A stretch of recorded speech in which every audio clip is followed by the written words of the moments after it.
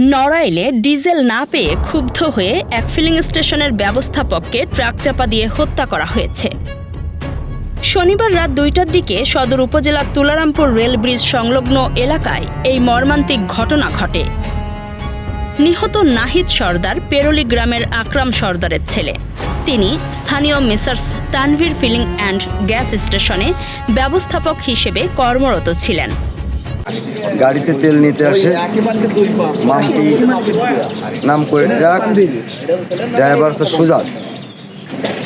আমাদের ম্যানেজারের সাথে তর্ক বিতর্ক হয়, আমাকে তেল ফুরাই যায়, যার কারণে বলে যে তেল না দিলে তোর আজকে সমস্যা আছে, তোরা আজকে তোর অনেক ক্ষতি হবে, প্রয়োজনে তোর গাড়ি টায়ারের তলে দিয়ে দেবো আজকে বলে আমাদের সাথে ম্যানেজার ছিল।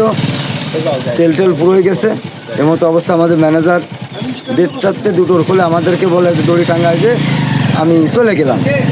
এই মতো অবস্থা উৎপাতে থাকে। ওই সুজাত থাকে আমাদের ওই ম্যানেজার আমাদের পাম্পের থেকে বেরোনোর সাথে সাথে সুজাত ও যে ট্রাক চালায় ওই ট্রাকটা নিয়ে দ্রুত গতিতে যে পিছন থেকে সজোরে ধাক্কা দিয়ে জাগাই আমাদের ম্যানেজারের স্পটেই মারে মৃত্যু নিশ্চিত করে ও গাড়ি নিয়ে পালায় চলে যায়। তিনবেলা তেলের গাড়ি আসে, আসার পরে এইসব ভেজাল গ্যাস গেছি বহুত কিছু আসছে।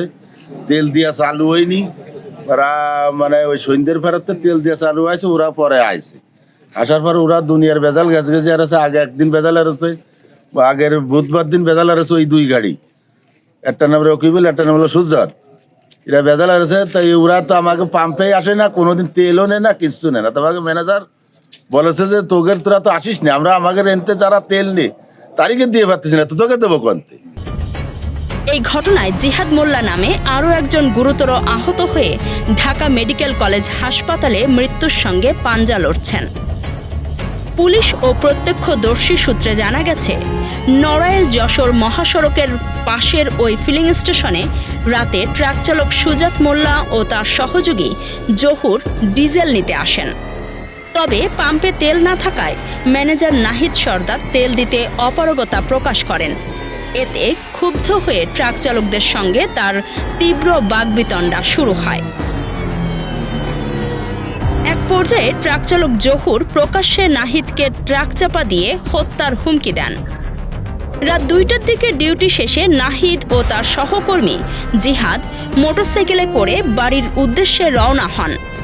ফিলিং স্টেশন থেকে মাত্র 100 গজ দূরে পৌঁছালে পেছন থেকে একটি দ্রুতগামী ট্রাক তাদের মোটরসাইকেলটিকে চাপা দিয়ে সটকে পড়ে। এতে ঘটনাস্থলে প্রাণ হারান নাহিদ সর্দার।